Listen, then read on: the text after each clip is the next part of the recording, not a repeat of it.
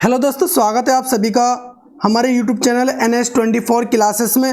दोस्तों आज हम पढ़ेंगे मौर्य वंश और मौर्य वंश से सारी जानकारी हम देखेंगे और मौर्य वंश को ऐसा पढ़ेंगे जो कि कोई भी क्वेश्चन हमारा बाहर नहीं जाए।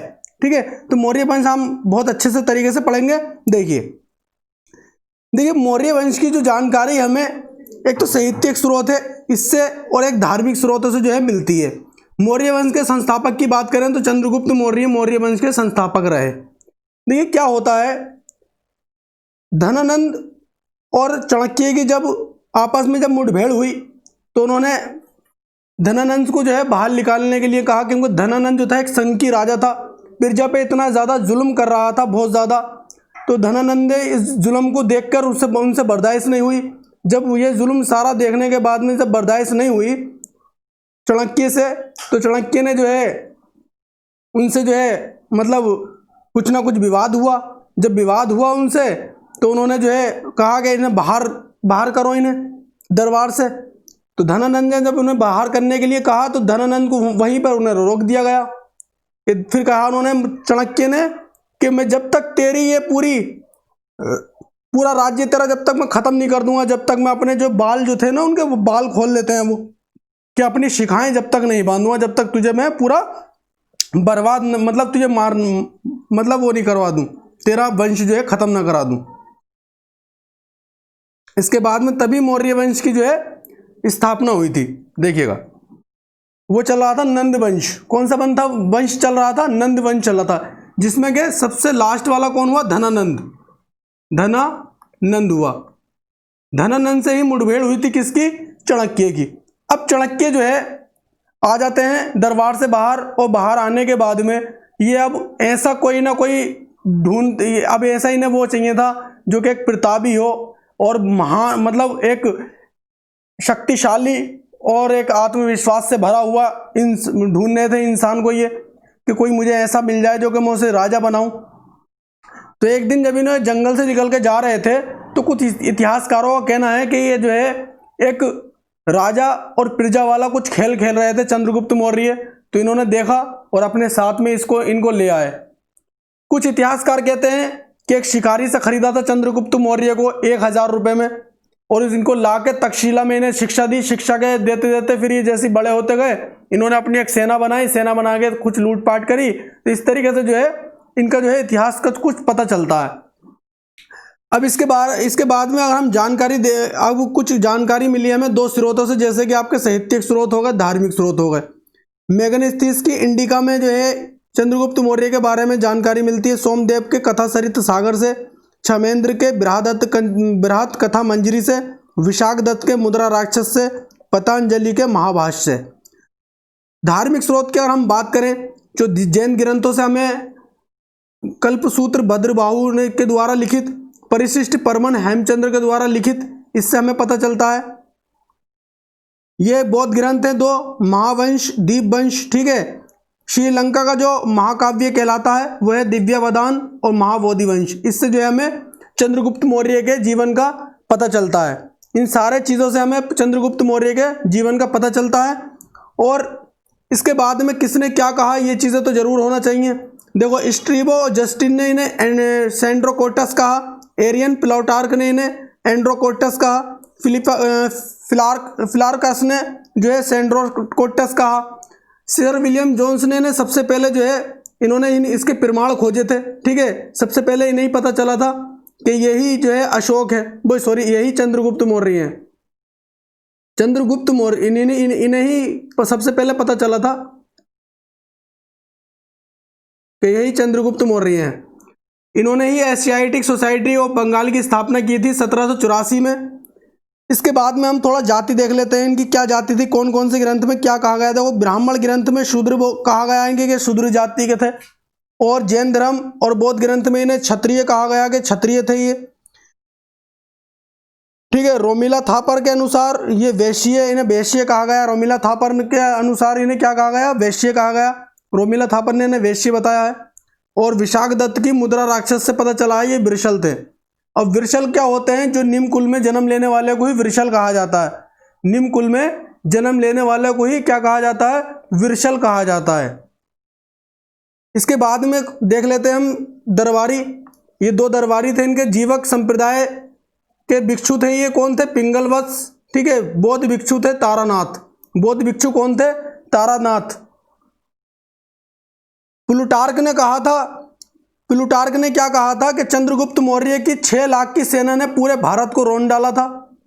ठीक है। क्या कहा था कि 6 लाख की सेना ने, चंद्रगुप्त मौर्य की 6 लाख की सेना ने पूरे भारत को रोन डाला। अब चंद्रगुप्त मौर्य का और सेल्यूकस निकेटर के बीच में क्या होता है? युद्ध होता है। अब ये युद्ध कब होता है? 305 बीसी में। 305 बीसी में सेल्यूकस निकेटर और चंद्रगुप्त मौर्य के बीच में युद्ध होता है, और युद्ध में जो है चंद्रगुप्त मौर्य जीतते हैं। कौन जीतता है? चंद्रगुप्त मौर्य। अब चंद्रगुप्त मौर्य जब जीते, तो जीतने के बाद में सेल्यूकस निकेटर ने कहा कि हमारी एक बेटी है। सेल्यूकस निकेटर ने क्या कहा कि हमारी एक बेटी है, इससे आप जो है शादी कर लो, जिसका नाम है हेलेना। इन्हें ही चेलेना भी कहा जाता है। क्या कहा जाता? चेलेना। ठीक है। इन्होंने कहा कि इनसे शादी कर लो, तो चंद्रगुप्त मौर्य ने इनसे शादी कर लेते हैं, और इन्हें जो है दहेज में 4 देश दे देते हैं। कितने देश? 4 देश इन्हें दहेज में दे दिए जाते हैं। अब 4 देश कौन कौन से इन्हें दहेज में दे दिए जाते हैं? वो ये हैं 4 देश। ठीक है। सेल्यूकस निकेटर और चंद्रगुप्त मौर्य के बीच में युद्ध हुआ 305 में। ठीक है। अब इन्हें 4 देश कौन कौन से? एरिया जो इस वर्तमान में हेरात नाम से है, अराकोसिया जो कंधार है, ठीक है, जडरोसिया बलूचिस्तान,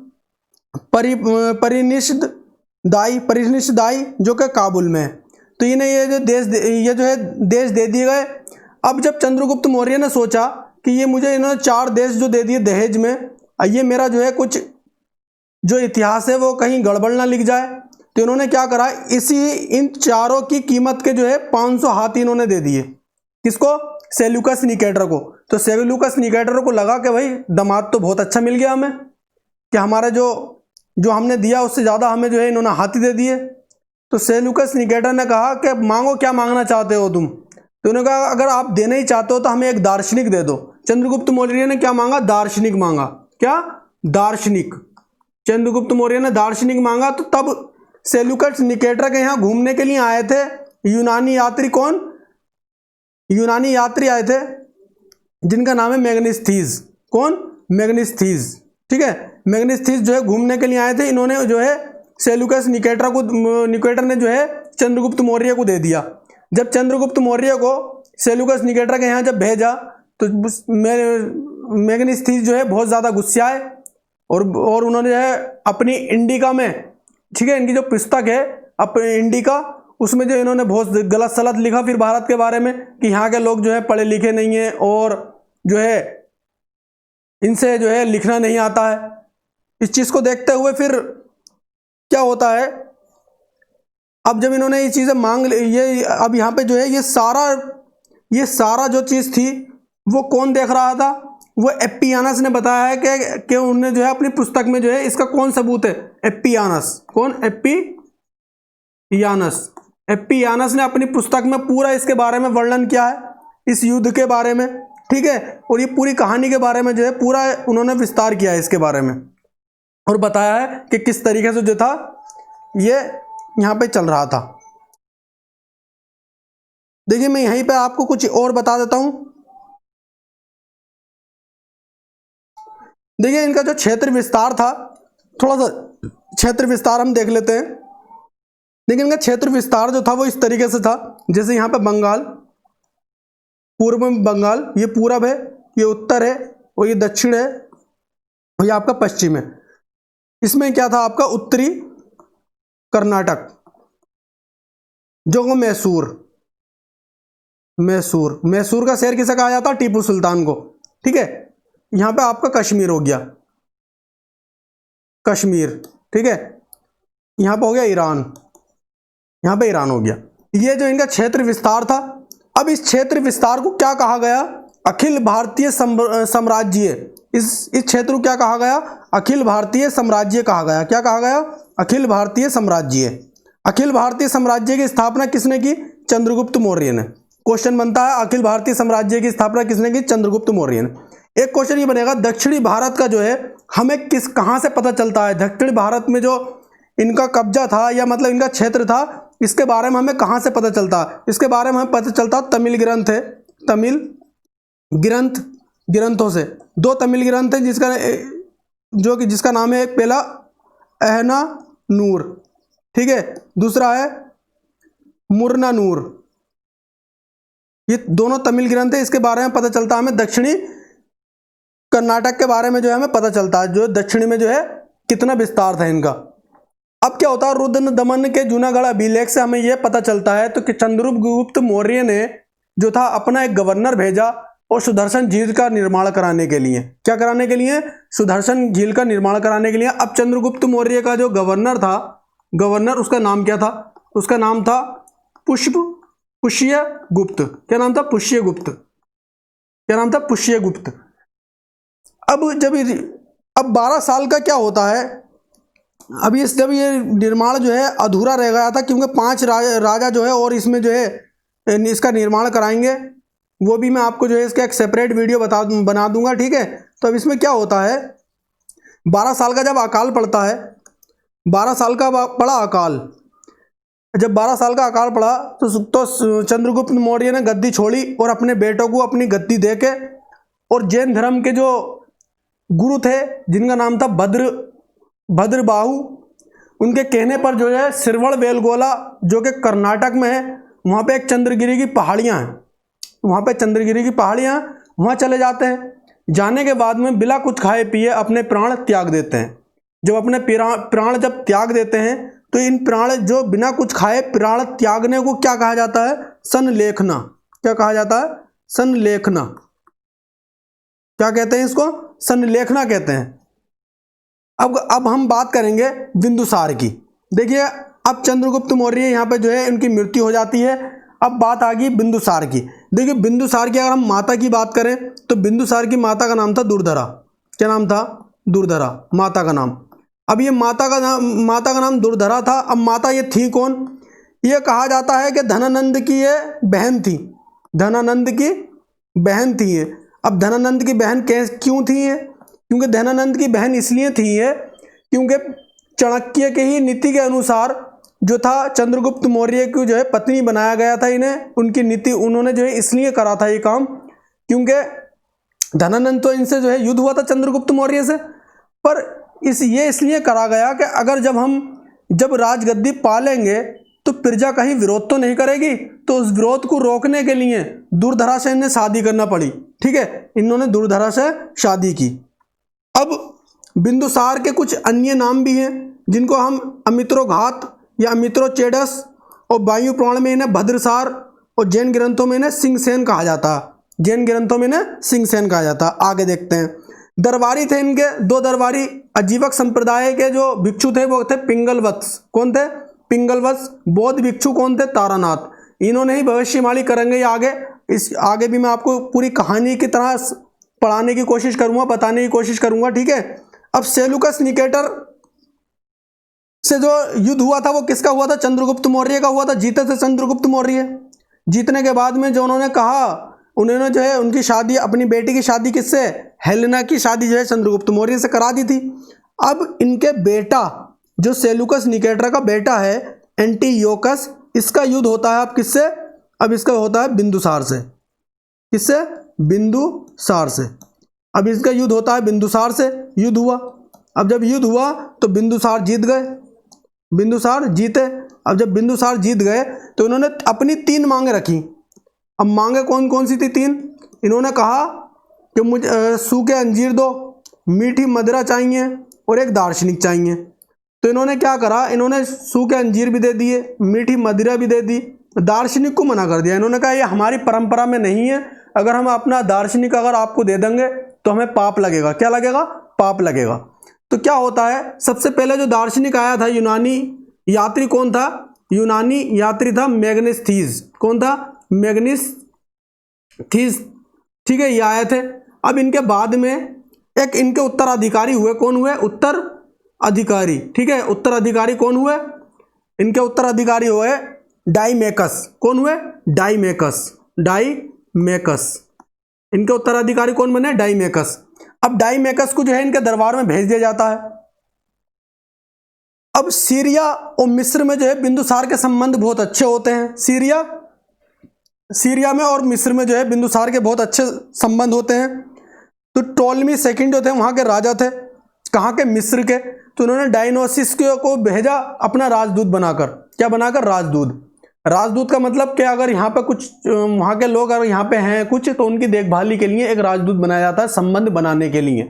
ठीक है, जैसे अपने यहाँ इस टाइम भी अपने यहाँ राजदूत बनाए जाते हैं। अब क्या होता है, बिंदुसार का जो बेटा होता है कौन? सुसीम। बिंदुसार का जो बेटा है सुसीम, बिंदुसार इसे बहुत अच्छा मानता है और बिंदुसार चाहता था कि मेरी राजगद्दी यही संभाले। सबसे मेन चीज, बिंदुसार के कितने बेटे थे? 101 पुत्र थे। पर बिंदुसार 101 पुत्र नहीं मानता था, ये 100 पुत्र मानता था। क्यों? क्योंकि इनका एक पुत्र ऐसा था जो कि बहुत ज्यादा क्रूर का मतलब बहुत ज्यादा गंदी त्वचा का, जिसको हम कह सकते हैं बहुत ज्यादा बदसूरत। ठीक है, इस तरीके से हम कह सकते हैं। तो इसको ये अपना पुत्र नहीं मानता था, ये अपने 100 पुत्र में मानता था, जिसमें 100 पुत्रों में से ये अपना सुसीम को जो है बहुत ज्यादा अच्छा या प्रिय मानता था। सुसीम को बहुत ज्यादा जो है प्यार करता था और सोचता था कि यही राजा बने। अब क्या होता है, चाणक्य के मरने के बाद चाणक्य की मृत्यु हो जाती है। चाणक्य जो होते हैं पीएम बने हुए होते हैं चंद्रगुप्त के समय। अब चंद्रगुप्त की जब चाणक्य की जब मृत्यु हो जाती है, उधर चंद्रगुप्त की मृत्यु हो गई, अब चाणक्य की मृत्यु हो जाती है। अब चाणक्य जब मृत्यु हो जाती है तो राधागुप्त क्या बनते हैं? पीएम बनते हैं, राधागुप्त। अब राधागुप्त क्या बने? पीएम बन गए। अब जब राधागुप्त प्रधानमंत्री जब बन गए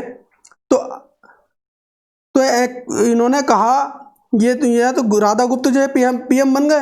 अब बिंदुसार ने सोचा कि यार अब मैं ये पता करूं कि राजा कौन बनेगा, मेरे 100 बेटों में से कौन सा बेटा जो है मेरा राजा बनेगा, मैं कुछ भविष्यवाणी कराऊं। इन्होंने पिंगल वत्स को बुलाया। किसको? पिंगल वत्स को इन्होंने बुलाया। बुलाने के बाद में कहा कि आप देखो कि मेरा कौन सा बेटा जो है राजा बनेगा। उस टाइम पर भविष्यवाणी अगर गलत हो जाया करती थी ना, तो उन्हें मौन रहना पड़ता था। मौन का मतलब अगर उनकी भविष्यवाणी गलत हो गई तो उन्हें बिल्कुल चुप रहना पड़ता था जिंदगी भर। ठीक है, ये वहां पे एक सजा थी वहां की, तो इसलिए गलत भविष्यवाणी भी नहीं करते थे। अब जब इन्होंने भविष्यवाणी की तो इन्हें पता चल गया कि हाँ के वो जो क्रूर लड़का है इनका, इन्हें पता था कि हाँ के वो राजा बनेगा। भाई भविष्यवाणी से तो पता चल जाया करता था पहले, क्योंकि इतने ज्यादा विद्वान हुआ करते थे ये। अब जब इन्हें पता चला तो इन्होंने सोचा कि अगर मैंने इन्हें ये बता दिया कि आपका जो वाला लड़का जो है 101 नंबर का, अगर वो राजा बनेगा तो ये तो हार्ट अटैक से ही मर जाएंगे, क्योंकि इन्हें तो बिल्कुल पसंद नहीं था वो लड़का। जब देखते थे उसे कहते थे कि मेरा दिन खराब हो गया, इसे हटाओ यहाँ से। तो फिर क्या होता है, पिंगलवत्स ने कहा कि आप ऐसा करिएगा, आप जो है एक प्रतियोगिता रखिएगा, जो प्रतियोगिता में जीतेगा वही राजा बनेगा। क्या कहा कि जो प्रतियोगिता में जीतेगा वही राजा बनेगा। अब इन्होंने जो है एक प्रतियोगिता रखते हैं, ये कौन? बिंदुसार ने एक प्रतियोगिता रखी।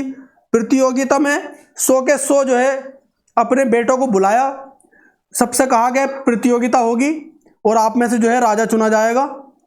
अब क्या होता है, उधर जो क्रूर बच्चा होता है अपनी माँ के साथ में रह रहा होता है, उसकी माँ कहती है बेटा तुम्हारे पिताजी ने प्रतियोगिता रखी है, आप जो है प्रतियोगिता में जाओ, क्या पता राजा तुम बन जाओ। तो उन्होंने कहा, बेटे ने उसने अपनी माँ से कहा कि माँ मुझे तो अब पिताजी अपना बेटा मानते नहीं है, तो हम तो वहाँ नहीं जा रहे। तो उन्होंने कहा बेटा तुम जाओ, वो बहुत अच्छे हैं, आप उनके बेटे तो हो, चाहे वो माने नहीं माने। तो उन्होंने क्या करा, अब जो क्रूर लड़का था वो चल देता है, पैदल पैदल जाता है। अब वो जो क्रूर बच्चा जब जाता होता है तो रास्ते में क्या कौन मिलता है? राधागुप्त मिल जाते हैं, हाथी से जा रहे होते हैं।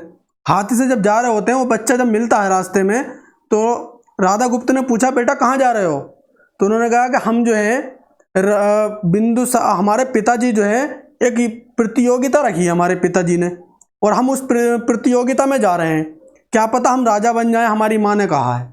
तो उन्होंने कहा चलो ठीक है, आप हाथी पे बैठ जाओ मेरे पीछे। उन्होंने अपने पीछे हाथी पे उन्हें बिठा लिया।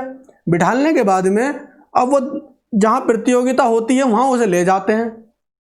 अब सब लोग तो सब पैदल आ रहे हैं। अब पता चला कि ये बच्चा जो है हाथी पे, सब लोग देखने लगे कि भाई ये हाथी पे। अब जब सब लोगों ने इन्हें देखा हाथी पे बैठा हुआ तो बड़े आश्चर्यजनक, मतलब हक्का पक्का रह गए।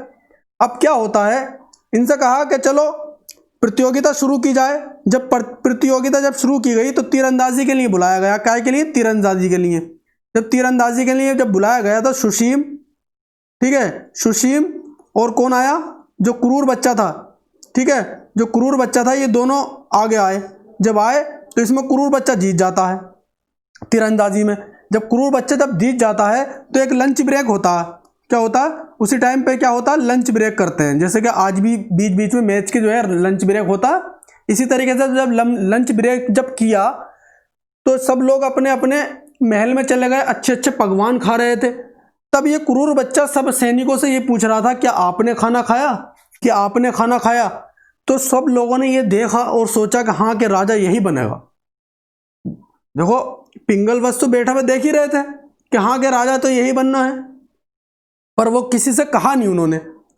अब जब नहीं कहा, अब क्या होता है, इतने ही बीच में क्या होता है, एक युद्ध छिड़ जाता है। कहाँ पे? तक्षशिला में। तक्षशिला में जो है वहाँ पे विद्रोह हो जाता है। क्या होता है? युद्ध नहीं छिड़ता, विद्रोह हो जाता है, विद्रोह।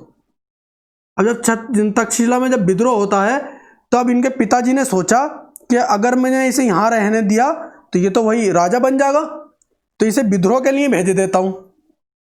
तो बिंदुसार ने क्या करा, अपने इस बेटे को तक्षशिला में जो है विद्रोह दबाने के लिए भेज दिया। जब तक्षशिला में जैसे इसे विद्रोह दबाने के लिए भेजा तो इसे सैनिक तो मिले, इसे सैनिक तो दे दिए गए, पर इन्हें जो है कोई भी जो है असला, मतलब वो नहीं दिया गया, हथियार वगैरह। जब इन्हें कोई हथियार नहीं दिए तो इन्होंने कहा कि पिताजी हथियार भी तो दीजिएगा। तो इन्होंने कहा नहीं, आप ऐसे ही जाइएगा। तो ये बिना हथियारों के जाते हैं और जाने के बाद में इन्होंने सोचा कि अब क्या करा जाए। तो इन्होंने एक डंका बजाया और कहा कि अगर किसी ने भी सामने हमारे आने की जरूरत की या कोशिश की तो हम उसके इतने टुकड़े करेंगे, छोटे छोटे छोटे छोटे छोटे छोटे टुकड़े करेंगे कि हम जो है वो देख के ताज्जुब में पड़ जाएगा, कितने टुकड़े, मतलब दूसरा इंसान भी देखेगा, ये कहेगा कितने टुकड़े कर दिए। अब भाई किसी से अगर हम एक बार कहेंगे हम तुझे मारेंगे तो वो सोचेगा अरे यार कुछ नहीं। अब जब हमसे कहेंगे हम तुझे मारेंगे तो वो सोचेगा अच्छा। अब तीसरी चौथी बार जब कहेंगे हम तुझे मारेंगे तो वो डरेगा, डर जाएगा, नहीं डर जाएगा। वो इसी तरीके से डंका बजाया करते थे और कहा करते थे कि अगर कोई भी रास्ते में आया तो हम उसके जो है टुकड़े टुकड़े कर देंगे। लास्ट में फिर एक बार कहा कि हम ऐसा मारेंगे, अगर हमारे कोई रास्ते में आ गया। किसने कहा? जो इसकी सेना थी, जो क्रूर बच्चा था, इसकी मतलब क्रूर जो था ये, इसकी सेना ने कहा कि हम ऐसा मारेंगे कि हम बिना हथियारों के मार देंगे। तो लोगों ने कितनी फेंक रिया, लोगों ने कहा देखो तो कितनी फेंक रिया है। अब क्या होता है, वो बिना हथियारों के आ जाते हैं। जब आते हैं तो डर के मारे भाई सब लोग ने अपने अपने हथियार डाल दिए, बोले नहीं हम विद्रोह नहीं करेंगे। उन्होंने सोचा भाई वाकई में यार ये बहुत खतरनाक है। और लोगों को पता भी था कि ये जो था इसे बचपन में किसी ने क्रूर कह दिया था। जब क्रूर कहा किसी ने तो इसने उस बच्चे को काट दिया था। क्या करा था? उसके टुकड़े बना दिए थे। ठीक है। अब अशोक, अब यहां से जो है इसका अशोक नाम जो है, अशोक जो है नाम का अगर हम पता निकालें तो कहाँ से हमें, नेत्यूर के जो अरुणाचल प्रदेश में नेत्यूर जो अभिलेख मिला हमें उससे पता चला हमें। मस्की जो कर्नाटक में अभिलेख मिला हमें उससे पता चला है अशोक नाम का। गुर्जरा जो मध्य प्रदेश में है वहां से पता चला हमें। और जो प्रारंभिक जीवन का जो पता चला है अशोक के, जो क्रूर बच्चा वही अशोक है। ठीक है। तो दिव्यावादान से जो है पता चला हमें इनके प्रारंभिक जीवन का, प्रारंभिक जीवन का जो पता चला हमें कहाँ से पता चला है? दिव्यावादान से। अब क्या होता है, अब यहाँ पे जो ये जब यहाँ से जब विद्रोह को दबा देते हैं, दबाने के बाद में इसको थोड़ा मिटाने देते हैं। अब जब विद्रोह जब यहाँ पे दबाने के बाद में जब ये पहुँचते हैं तो इनसे कहते हैं इनके पिताजी कि जाओ तुम जो है उज्जैन में जाके वहाँ उज्जैन के राजा बन जाओ, उज्जैन में राजा बन जाओ, उज्जैन के क्या बन जाओ? राजा। अब इन्हें यहाँ का राजा बना दिया। उज्जैन में बहुत ज़्यादा मुश्किल था राजा बनना, वहाँ पर कठिनाई का सामना करना पड़ता था वहाँ पे। अब बिंदुसार ने बिंदुसार ने क्या करा, और बिंदु जब यहाँ पे राजा बना दिया किसको, यहाँ पे जो है अशोक को भेज दिया, किसको, अशोक को भेज दिया, कहाँ, उज्जैन का राजा बना के जो है अशोक को भेज दिया उज्जैन। अब जब भेज दिया, अब ये सुसीम जो है, सुसीम अब दोबारा से तक्षशिला में जो है विद्रोह छिड़ जाता है। जब तक्षशिला में जब विद्रोह छिड़ता है तो वहाँ सुसीम को भेज दिया जाता है, किसको, सुसीम को भेज दिया, कहाँ, तक्षशिला में। अब सुसीम आ गए तक्षशिला। जब सुसीम आए तक्षशिला तो पिताजी की जो है हालत होने लगी खराब। जब पिताजी की जब हालत होने लगी खराब, कहने का मतलब ये, जब आ गए उनके मरने के दिन, तो इन्होंने कहा अपने प्रधानमंत्री को बुला के, राधा गुप्त यहाँ आओ और मेरे बेटे को बुला दो, किसको, मेरे बेटे को सुसीम को बुलाओ। उन्होंने कहा अच्छा कि मैं जो हूँ, मेरा जो है आखिरी वक्त आ गया है, मैं उसको राजा बना के जो है निपट जाऊंगा। उन्होंने चलो। इन्होंने क्या करा, राधा गुप्त ने चालाकी दिखाकर जो है अशोक को बुला लिया, किसको, अशोक को बुला लिया। अब अशोक आते हैं, आने के बाद में पिताजी के पैर पकड़ते हैं, वो सोचते हैं और कहते हैं कि पिताजी मैं तो आपको गलत समझ रहा था, पर आप तो बहुत ही ज़्यादा अच्छे निकले। तो जैसे ही बिंदुसार ने देखा आंखें उठा के, अरे बोले किसको बुला लिया तुमने ये। तो राधा गुप्त ने कहा कि आप जो है पहले अशोक को जो है राजा बना दो, और इसके बाद में जो है हम इसे सुसीम को बना देंगे। उन्होंने कहा नहीं, इनको लेके जाओ, हम नहीं बनाएंगे इन्हें राजा, हमें हमें इनसे बहुत ज़्यादा नफरत है। तो अशोक ने क्या करा, गर्दन पकड़ी, और पकड़ने के बाद में जो ताज रखा हुआ था सिर पे, वो अपने सिर पहन लिया। और जब पहना है तो बिंदुसार को जो है हार्ट अटैक आ गया एक तरह से। जब हार्ट अटैक आया तो बिंदुसार हो गए, बिंदुसार जो है मर गए। अब मरने के बाद में इस घटना, अब जब इसके बारे में जब पता चला सुसीम को कि ऐसे ऐसे जो है हमारा भाई ने, अशोक जो है राजा बन गया है मगध का, तो सुसीम आते हैं। अब सुसीम ने कहा, अब सुसीम जो है ने कहा अब होगा विद्रोह। अब क्या होगा, विद्रोह होगा। तो राधा गुप्त जो थे, ये इन्होंने बहुत सहायता की थी, किसकी, अशोक की, राजा बनने के लिए। अब राधा गुप्त ने जो है क्या करा, कहा देखो या तो सुसीम इस वाले रास्ते से आगा युद्ध करने के लिए, या फिर इस वाले रास्ते से आगा। तो यहाँ पे क्या करा, राधा गुप्त को जो है यहाँ पे खड़ा कर दिया, किसको, राधा गुप्त को यहाँ खड़ा करा, अशोक यहाँ खड़े हो गए। खड़े होने के बाद में यहाँ पे एक खाई खुदवाई बड़ी सारी। वो खाई खुदवाने के बाद में उसके अंदर कोयले जलते हुए, और उसके ऊपर से जो है आर्टिफिशियल तरीके से जमीन बना दी गई। अब बनाने के बाद में अब क्या होता है, जब ये सुसीम यहाँ पर पहुँचते हैं, सुसीम, अब यहाँ पे सुसीम जो है इनसे विद्रोह नहीं दबता यहाँ पे। अब विद्रोह तो इनसे दबा नहीं। अब जब ये वापस जब आए तो इन्होंने, अशोक ने जो है अपने 99 भाइयों को मार चुके थे ये। कितने भाइयों को, 99 भाइयों को तो मार चुके थे ये। बस यही रह गया था एक सुसीम। अगर सुसीम जब ये आए, तो आने के बाद में ये आए यहाँ से, जब यहाँ आए तो इन्होंने कहा राधा गुप्त कि क्या तुम मरने के लिए तैयार हो जाओ, तुमने बहुत ज़्यादा जो है हमारे साथ में जो है चालाकी की है, और तुमने जो है अशोक को जो है राजा बनवा दिया। तो उन्होंने कहा ऐसा है, राधा गुप्त ने कहा सुसीम मुझे मार के तुम्हें क्या मिल जाएगा, अशोक को मारो, गद्दी तो तभी मिलेगी। उन्होंने कहा अच्छा चलो अशोक को मारते हैं। अब ये राधा गुप्ता, अब ये जो है सुसीम जो है यहाँ के खड़े हो जाते हैं। अब यार सुसीम जब यहाँ के खड़े हो जाते हैं तो उन्होंने कहा अच्छा अभी रुक, तुझे मैं अभी देखता हूँ। तो उन्होंने कहा, अशोक ने कहा तू रुक, मैं अभी देखता हूँ तुझे। अब जब दोनों में जब इनमें तकरार हुई बातों की, तो ये इन्होंने कहा चलो, दोनों जब भागना शुरू हुए एक दूसरे के सामने को, तो अशोक को तो पता था कि हाँ यहाँ तक जो है क्या कहते हैं उसे मैंने खोद रखा है। अब ये भागते हुए अपनी आधी सेना के साथ में जो इसमें गड्ढे में गिर जाते हैं, और आधी सेना जल के राख हो जाती है, और सुसीम भी उसमें जल के राख हो जाते हैं। बाकी लोग जो बचे, जो बाकी सेना बची, वो सारी अशोक के अंडर में आ जाती है, मतलब अशोक के साथ में जो है आ जाती है। अब क्या होता है, यहाँ से जो है अब अशोक बन जाते हैं राजा। अब 4 साल के बाद जो है अशोक का जो है राज्य अभिषेक होता है। 4 साल के बाद में अशोक का क्या होता है, राज्य अभिषेक होता है। अशोक, सम्राट अशोक, ठीक है। अब अशोक का जो है क्या होता है, राज्य अभिषेक होता है 4 साल के बाद। कितने साल के बाद, 4 साल के बाद। 4 साल के बाद जो है राज्य अभिषेक होता है। होने के बाद में जब ये एक दिन अपनी, अब पहले तो ये इन्होंने 8वें वर्ष शासन के, जब 4 साल के बाद तो इनका राज्य अभिषेक हुआ। 8वें वर्ष इन्होंने क्या किया 8वें वर्ष जो है कलिंग में जो कलिंग पड़ता है, तो वहाँ पे जो है वहाँ का हाथी और व्यापार बहुत ज़्यादा मशहूर था। हाथी बहुत अच्छे थे, वहाँ के व्यापार बहुत ज़्यादा हुआ करता था। तो अब इन्होंने वहाँ पे कब्जाने के लिए उन्होंने क्या करा, वहाँ के जो राजा थे नंदीराज, कौन थे, नंदीराज को जो है इन्होंने कहा कि तुम्हारे जो है डाकू, मतलब हम तुम्हारे चोर, तुम्हारे यहाँ के कुछ चोर हमारा जो है सोना चांदी हीरे जवाहरात जो है चुरा के ले आए हैं। तो उन्होंने कहा अच्छा तुम्हारे अगर कोई सोना चांदी हीरे जवाहरात अगर चुरा के ले आए तो हमसे ले लो। तो उन्होंने कहा नहीं, हमें वही वाले चाहिए, क्योंकि इन्हें तो इनकी गद्दी हथियाना थी, ठीक है, मतलब इन्हें तो युद्ध ही करना था।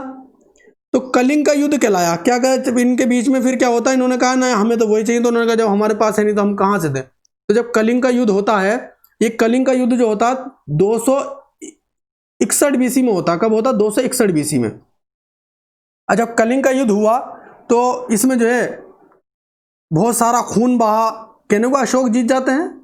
पर इसमें जब इससे पहले क्या हो, इसके बीच में क्या होता है कि ये अब जब अशोक अपनी बालकनी में खड़े हुए थे तो एक वहाँ से जो है एक बौद्ध भिक्षु निकल के जा रहा था। कौन जा रहा था, एक बौद्ध भिक्षु। अब बौद्ध भिक्षु जब जा रहा था तो इन्होंने उसे आवाज़ दिया, बोले यहाँ आओ। बोले, उन्होंने कहा क्या बताओ। तो उन्होंने तुम कौन हो। तो उन्होंने कहा मैं निग्रोध। कौन, निग्रोध। बोले मैं निग्रोध बौद्ध भिक्षु। बोले अच्छा। बोले अपने बारे में कुछ और बताओ। बोले मैं सुसीम का पुत्र और तुम्हारा भतीजा हूं। बोले अच्छा। बोले यार मैंने तो सुसीम के मैंने तो सबको ही मार दिया, तुम कहां से बच गए। तो इन्होंने कहा अगर मैं तुम्हें मार दूं तो। बोले तुम्हारे पास तलवार है, तुम हमारे मार दो हम मर जाएंगे, हमारे पास तलवार दे दो, तुम हमें तलवार दे दो, हम तुम्हारे मार देंगे, तुम मर जाओगे। पर क्या होगा, अच्छे काम करोगे तो अगले जन्म में अच्छे बन के पैदा होगे, और अगर बुरे काम करो, बुरे कर्म करोगे तो बुरा नतीजा, मतलब बुरा होगा, बुरा जो है तुम्हारा जन्म होगा बुरे रूप में। अच्छा। उन्होंने कहा ये तो विधि का विधान है, आज जन्मे हैं कल को मर जाएंगे। ठीक भाई। अब इन्हें ऐसा लगा, अब इन्हें लगा उनकी बातों को अच्छा थोड़ा, तो इन्होंने उन्हें जो है महल में ले जाते हैं। ले जाने के बाद में सारी कुर्सियां पड़ी होती हैं खाली, प्रधानमंत्री वगैरह की सबकी कुर्सियां खाली पड़ी होती हैं। बोले जाओ बैठ जाओ, वो वाला जो है पद तुम्हारा हो जाएगा। निग्रोध जाके बैठ जाते हैं किसके, अशोक की गद्दी पे। जब अशोक की गद्दी पे जब जाके बैठ जाते हैं तो अशोक उनके कदमों में जाके बैठ जाते हैं। बोले अब हमें तुम शिक्षा दो, अब हमें बौद्ध धर्म की शिक्षा दो। अब क्या होता है, जब इन्हें शिक्षा दे दी गई अशोक को बौद्ध धर्म की, जब शिक्षा दी तो इनके दिल में जो है थोड़ा रहम आ गया। ठीक है, जब इनके दिल में जब रहम आया तो जब ये गए कलिंग जब ये पहुंचे तो इन्होंने देखा बड़ा खून, बहुत काटी हुई वहां पर। तो इनको बहुत ज़्यादा दुख हुआ और इन्होंने सोचा कि अब जो है हम धम्म नीति अपनाएंगे, युद्ध नीति हम खत्म करेंगे। धम्म नीति का मतलब धार्मिक नीति। अब हम जो है युद्ध नीति को खत्म करेंगे, अब हम धम्म नीति अपनाएंगे। पहले शिव जी का उपासक थे, कौन, अशोक। उसके बाद में जो है ये कौन हो जाते हैं, बौद्ध धर्म से संबंध हो जाता है इनका। क्योंकि शिव जी के उपासक का पता ऐसे चलता है कि श्रीनगर की स्थापना की थी इन्होंने, बिस्ता या झेलम नदी के पास में। ठीक है, इन्होंने इसकी स्थापना की थी। पहले ये थे ब्राह्मण। कौन थे, ब्राह्मण थे ये पहले। ठीक है, तो इस तरीके से इनका जो, जब ये लौटते वहां से आए तो जब ये वहां से लौटते वो आए तो इन्हें मिला मोखालीपुत्र तिस। कौन,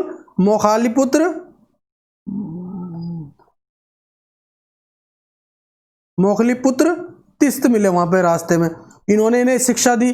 देने के बाद में उपगुप्त मिले, उपगुप्त ने इन्हें शिक्षा दी। तो सबसे ज़्यादा जो है इनके जीवन पे जो प्रभाव पड़ा है वो किसका पड़ा, जो है उपगुप्त का। सर्वाधिक जो प्रभाव पड़ा इनके जीवन पे किसका, उपगुप्त का पड़ा। इसके बाद में जो है इनकी कुछ हम पत्नियां देख लेते हैं, पत्नियों के बारे में। देखिए पत्नियों की हम बात करें, इनकी पत्नी और पुत्र जो थे इन्हें प्रचार के लिए जो है भेजा गया। देखो पहली एक पत्नी थी इनकी देवी, जिसका नाम था पद्मावती। पद्मावती। ठीक है, इनको कहाँ भेजा गया? इनको भेजा गया भाई, इनके थे दो बच्चे थे इनके। ठीक है, कितने बच्चे थे इनके? 2 थे, एक बेटा और एक बेटी। एक का नाम था महेंद्र और उसका नाम था संघमात्रा। ठीक है, ये इनके बच्चों। अब ये इन दोनों को कहाँ भेज दिया गया? श्रीलंका भेज दिया गया। काहे के लिए? इनको जो है बौद्ध धर्म का प्रचार करने के लिए। ठीक है, श्रीलंका भेज दिया गया। एक इनकी पत्नी थी कारुवाकी। ये सबसे ज्यादा प्रिय पत्नी थी इनकी। इनके भी 2 बच्चे थे, जिसका नाम था, एक का नाम तीवर और एक का नाम था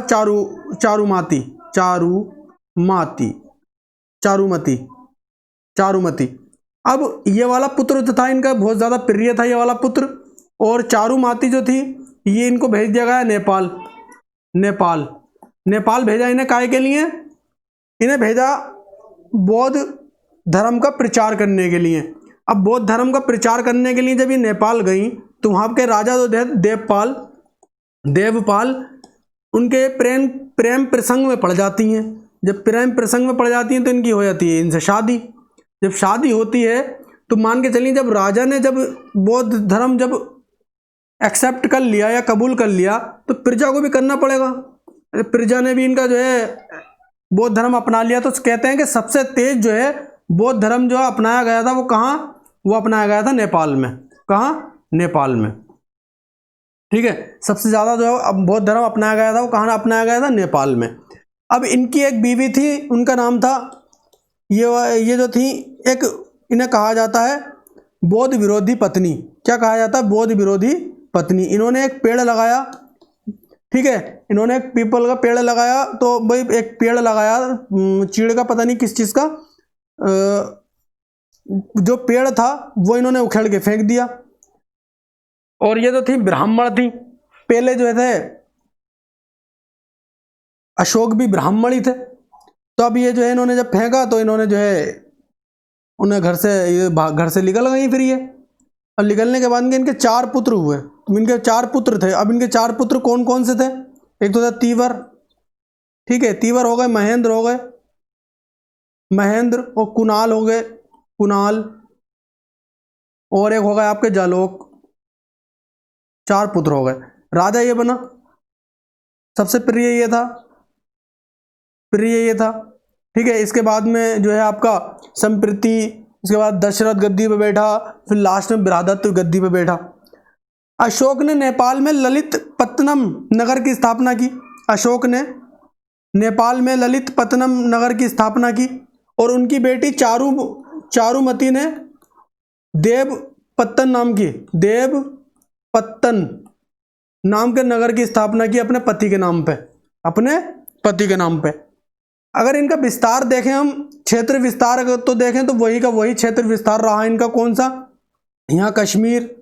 ठीक है, कश्मीर और यहाँ बंगाल, वही का वही जो था शुरू में, वही का वही रहा। इन्होंने ना कुछ बढ़ा ना कुछ घटा। और यहाँ पे गुजरात। ठीक है, तो इस तरीके से देखा जाए तो ये सारा जो है एरिया वही के वही था। असम का कोई साक्ष्य नहीं मिला कि असम भी इनके राज्य में था या नहीं था। कोई भी इनका ऐसा कुछ साक्ष्य नहीं मिला। 5 वर्ष में, हर 5 वर्ष में जो है अपनी ये सेना को भेजा करते थे।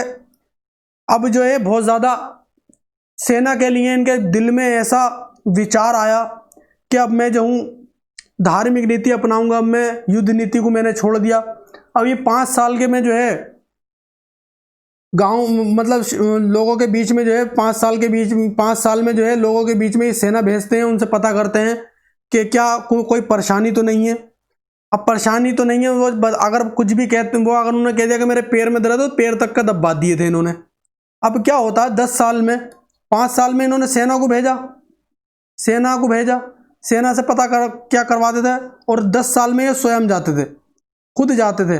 ठीक है, खुद जाया करते थे ये। अब जब खुद जाने के बाद में ये भेष बदल कर जाया करते थे। और ये भेष बदल के जाके उनसे पूछते थे कि ये अशोक जो है, ये राजा जो है, ये अच्छा है ये बुरा है? कि लोगों ने कहा अच्छा है। जैसे किसी ने कहा ये क्या अगर बुरा है तो क्या कमी है? तो मतलब उसमें जाके जो ग्राउंड लेवल पे इनकी सबसे अच्छी चीज़ तो थी, वो क्या थी? एक ग्राउंड लेवल पे खबर लेना। देखो ग्राउंड लेवल पे और एक एक मतलब दूसरे सर्वे से या ग्राउंड लेवल पे, देखो ग्राउंड लेवल पे अगर वो खबर लेते हैं तो उसका जो है अलग ही प्रभाव होता है, क्योंकि ग्राउंड लेवल पे और बेसी जो है कागजी कार्रवाई में बहुत अंतर होता है। ठीक है, हमें जो है हमारे जितने भी नेता हैं इन्हें सबको ग्राउंड लेवल पे खबर लेना चाहिए, गरीब लोगों की या उनकी परेशानियों को जो है हल करने की कोशिश करना चाहिए। तो क्या होता है, शासनकाल के 10वें वर्ष में जो है ये गए कहाँ, बोध गया।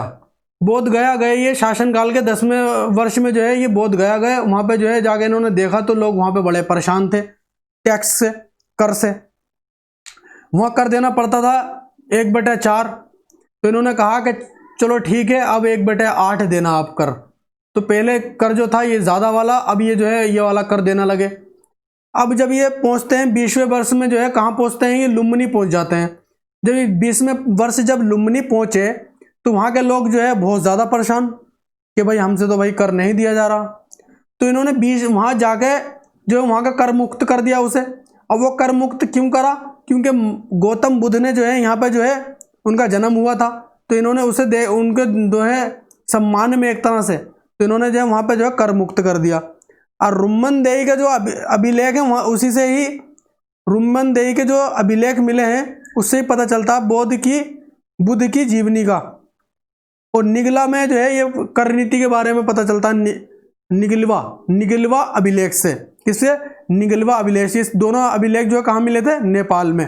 कहाँ के अभिलेख हैं ये दोनों, नेपाल के अभिलेख हैं दोनों। जब अशोक के होने का प्रबल, देखो अशोक के बौद्ध होने का प्रबल जो प्रमाण मिलता है वो कहाँ से मिलता है, भरभू बेराट से। भरभू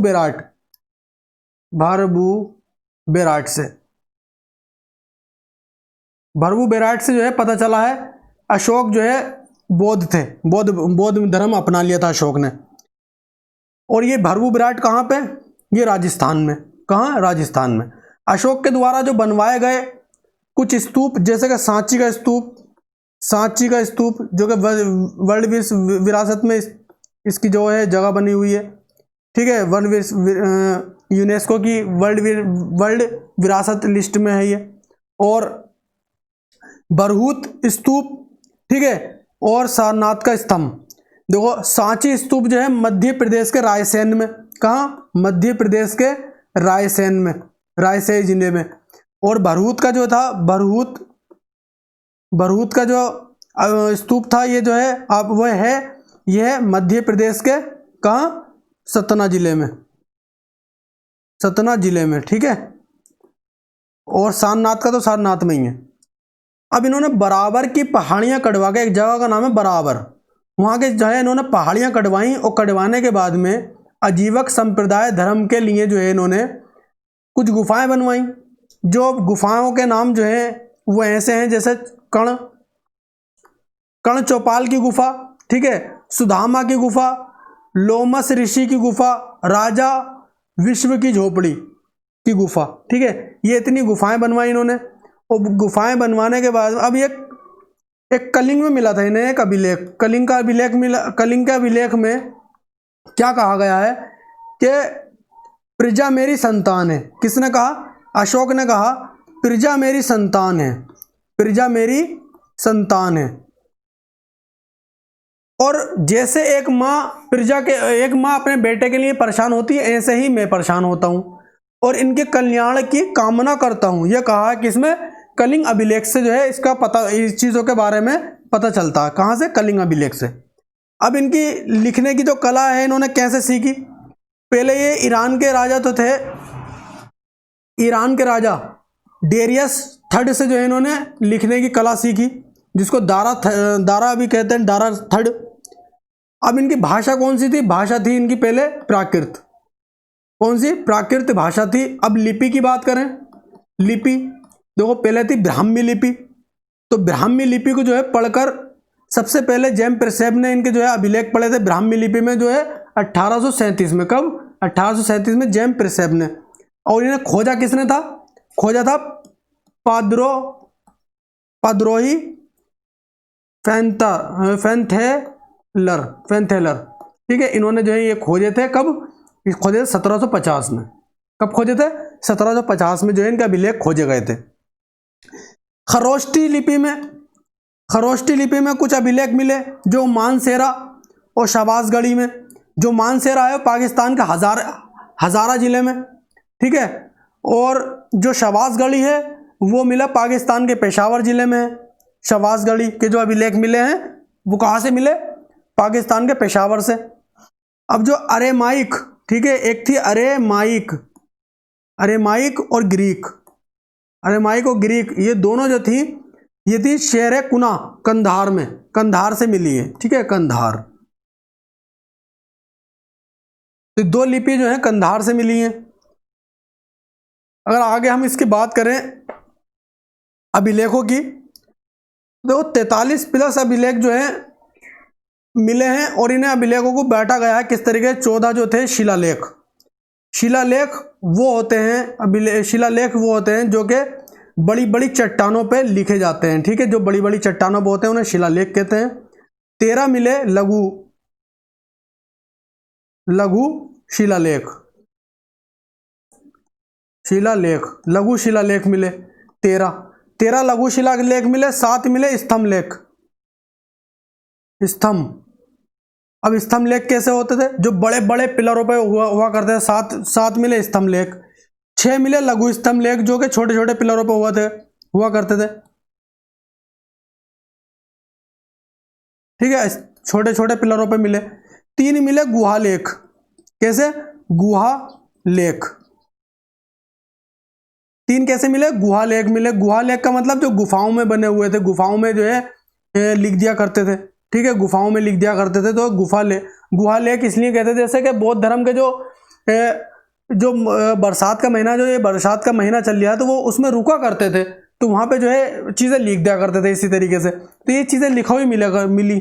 जैसे कि मान के चले अब हम कोई चीज़ लिख रहे हैं, वो चीज़ अब आगे चल के कभी मिलेगी, कहीं लिखा हुआ कुछ मिलेगा, कहीं कुछ बना हुआ मिलेगा। तो बस इसी आधार पर जो है पूरा इतिहास चलेगा आपका। किस आधार पर? इन्हीं एविडेंसों की वजह से जो है वो चलेगा। अब शिलालेखों की अगर हम बात करें तो पहले शिलालेख में कहा है पशु बलि की निंदा की जिक्र किया गया। पशु बलि की निंदा की गई है पहले शिलालेख में, निंदा, ठीक है। और बात करें दूसरे में कहा है पशु और मनुष्यों के लिए, दोनों के लिए चिकित्सा या अस्पताल की जो थी व्यवस्था थी। और 7वें और 8वें में कहा गया है अशोक की यात्रा के बारे में, जो है इसमें जो है जिक्र किया गया। 13वें में कहा गया कलिंग युद्ध के बारे में बताया गया। 13वें में कलिंग युद्ध के बारे में, ठीक है, कलिंग युद्ध के बारे में बताया गया 13वें में। 14वें में कहा है कि प्रजा को धार्मिक जीवन जीने के लिए प्रेरित करना। देखो, प्रजा को धार्मिक जीवन जीने के लिए प्रेरित करते थे, ना कि उनके ऊपर जो है थोपा करते थे कि तुम्हें ये अपनाना पड़ेगा। ऐसा कुछ नहीं था। ये अपने जीवन में जो है ये जो थे बस उनको जो है एक तरह से धार्मिक रूप से उनसे कहते थे कि आप जो है धार्मिक जीवन जियो, ठीक है, धर्म के बारे में भी जानो। अशोक की अगर हम बात करें, अशोक का जो अन्न का भंडार था, ठीक है, अन्न के भंडार का हमें कहाँ से पता चलता है? सहगोरा या महास्थान जो बंगाल में, ठीक है, तो बंगाल के सहगोरा या महास्थान से हमें पता चलता है अन्न के भंडार के बारे में। तो दोस्तों, अगर आपको हमारा ये वीडियो पसंद आया हो तो शेयर करें और अपने दोस्तों के साथ में शेयर करें और इस वीडियो को लाइक कर दें, और हो सके तो हमें कमेंट्स करके बताएं कि आपको ये वीडियो कैसा लगा। Thanks for watching.